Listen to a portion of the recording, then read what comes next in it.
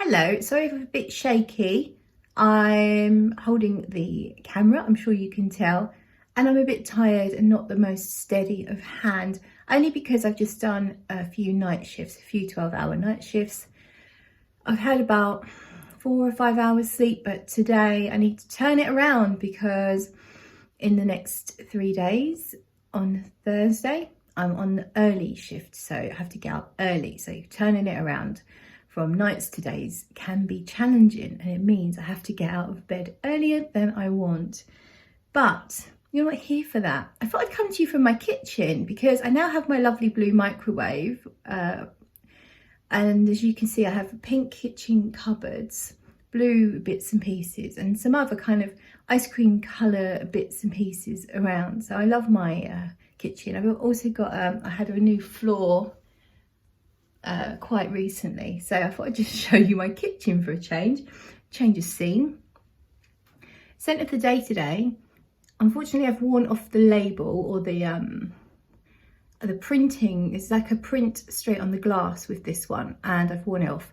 It's Grasse d'Orient and it's by Angelos Olfactives Creations, or potentially Angelos Creatives Olfactives.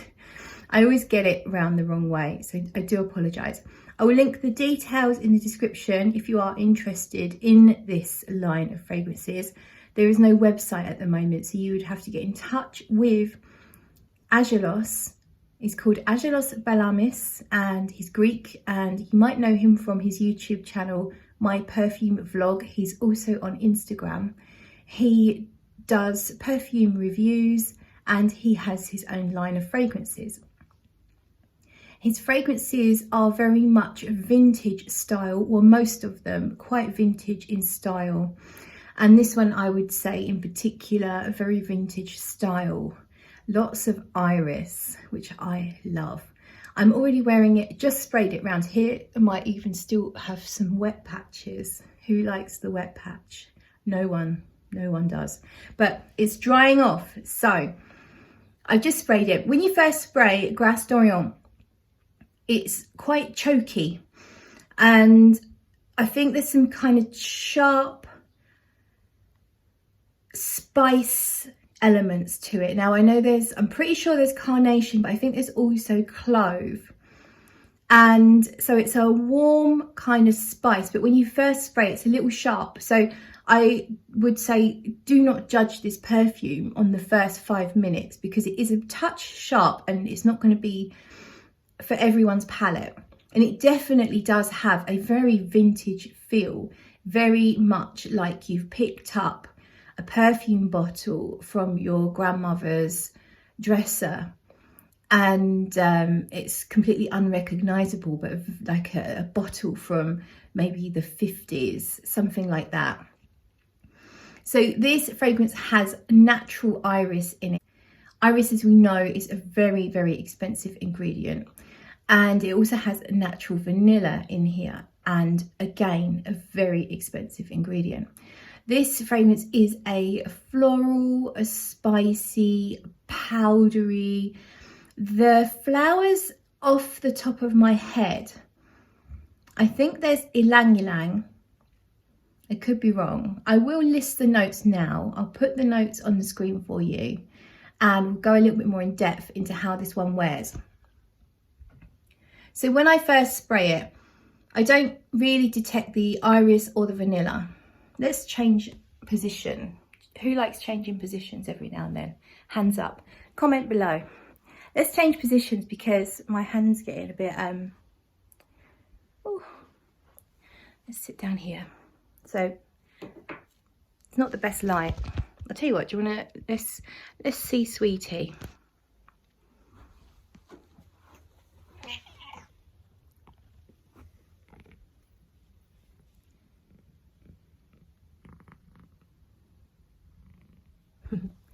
That's better, isn't it? A little bit of Sweetie action. So yeah, it's a lovely sunny day today. I'm going to try and get a walk in. Oh dear, my house is messy, you know, come on, I've just done 3 12-hour shifts, give me a break. Okay, let's talk about this fragrance. I'm just going to wander around because I don't know, I feel like it. It's already, I smell it projecting from my neck, and already, let's go in here. Already it's warming up, it's smoothing out. You lose the sharpness, that scratchy kind of, this room needs decorating, Stuart. You lose that scratchy, not scratchy, but that kind of sharp, the thing that catches in your throat, like when if someone just sprayed hairspray and you take a breath of it, you know, that's what you get in the very first opening. It's already gone, it's warming up, so the spices are lovely and warm, mixing with the florals. It's really, really beautiful. I don't know why I don't wear this more often, but I mean, you can see I put a dent in it, and I think the prices on these are quite affordable. So it's 30 mils I've got there. I think it's somewhere around the 130 euro mark, which you could say is a very expensive per mil. But this is an artisanal perfume with a high concentration of very expensive natural ingredients, handmade with love, care and attention, not bottled in a factory with lots of filler ingredients that are just mass appealing. If you like the fragrances of Caron, French house Caron, their fragrances are very vintage feeling, and the perfumer has been inspired by that house. He's not copying them, but you can tell. If I smelt this and I didn't know what it was, I would be saying it's probably by Caron, because it has that kind of vintage feel. So if you like the fragrances of Caron, you really need to get some samples and try these perfumes. But so far, it's a lovely, warm, spicy, floral, let's see, almost a bit peppery, but a little bit of sweetness from the florals. The vanilla's not yet coming through, so I'll check in with you in a little bit and let you know how this develops. Yeah, this is a lazy review because here I am again, can't be bothered to set up properly, can't be bothered to put makeup on, but at least you get Sweetie again. Let's see if we can get her to look at the camera. So a little update on the perfume. I don't think this it's a bit blurry. I think it's the lighting. This room's got really bad lighting. I'm just going to swipe. I'm going to swipe the lens. Wipe the lens. I don't think that's any better. So let's carry on with this highly unprofessional, lazy review. So Grasse d'Orient we are about 2 hours in now, and what happens is it becomes more full-bodied. So there's carnation in here, and the carnation is a spicy floral. When I've smelt carnations that I've bought from the shop, I don't really get anything from it, but when you smell carnation as an ingredient in perfume, it's a rich, spicy element that it brings. Not necessarily actually too floral to me, it's more the spice. It's in, if you want to know how carnation smells, it's quite strong in a perfume called Voile d'été, which is a Guerlain terracotta Voile d'été. You might know that, you might not.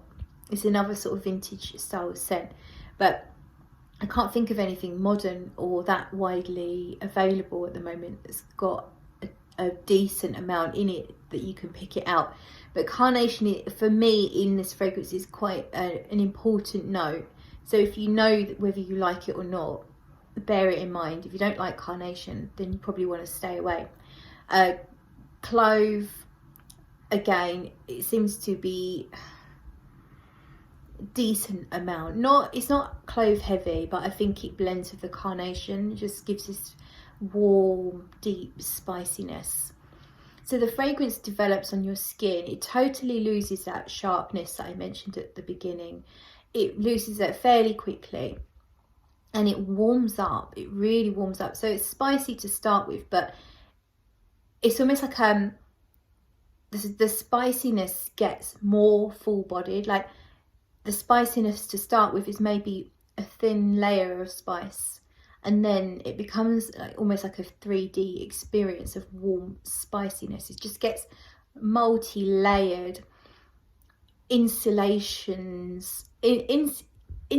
layers of spice, richness, and this sort of yellow floral element. So it doesn't feel like a white floral. It feels yellow. It feels a little bit polleny, like I guess dusty polleny. The iris is prominent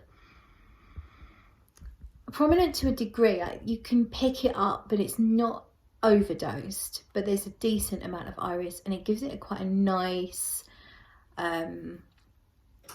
sort of powdery, more dusty kind of feel. And the vanilla is not your frosting on a cupcake. It is natural vanilla, and it really does, it lends it a little bit of sweetness, but this is not, I wouldn't describe this as a vanilla fragrance. So if I look at some of my other fragrances, I do like vanillas and white florals, and I've got a lot of floral vanillas.